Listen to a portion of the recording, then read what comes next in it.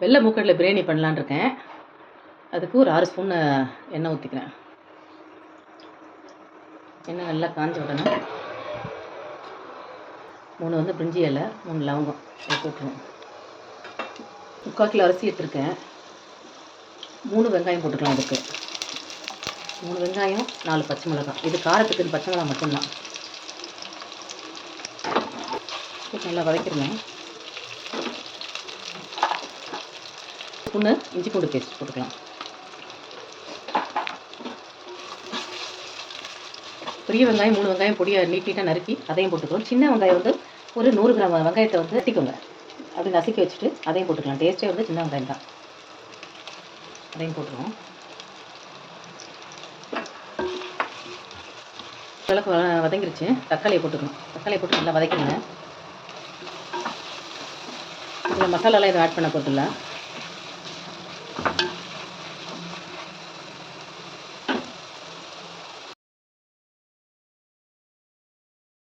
வதக்கிடலாம்.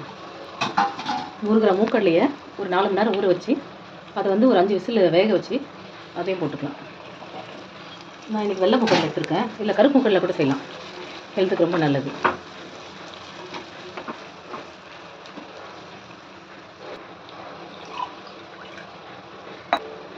வேக வச்ச மூக்கடலை தண்ணி 1 டம்ளர் ஊற்றிக்கிறேன்.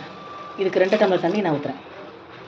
தேங்காய் வந்து அரை முடி தேங்காய் எடுத்து அதை பால் எடுத்து வச்சுருக்கேன். அதை ஊற்றிக்கலாம்.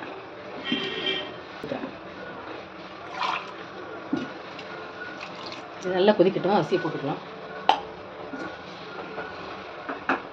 தேவையான அளவு உப்பு போட்டு கலரிடுங்க. இது நல்லா கொதிச்சு வரும்போது அரிசியை போட்டுக்கலாம். நல்லா கொதிச்சிருச்சேன். இல்லை அரிசியை போட்டுடலாம். இது சீரக சம்பா அரிசியில் பண்ணுறேன்னா, இது பாஸ்மதியில் பண்ணலாம், இல்லை ஆட்டாரி பச்சரிசிலையும் பண்ணலாம்.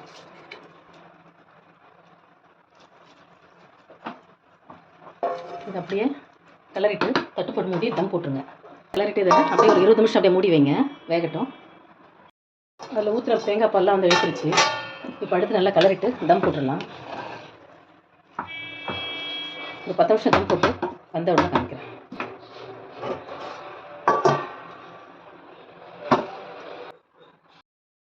மூக்கடலை பிரியாணி ரெடி ஆகிடுச்சு. நல்லாயிருக்கு பாருங்கள். இது பிரேக்ஃபாஸ்ட்டு சாப்பிட்டு ரொம்ப நல்லாயிருக்கும். இதை ட்ரை பண்ணி பாருங்கள். இது ஹெல்த்துக்கும் நல்லது.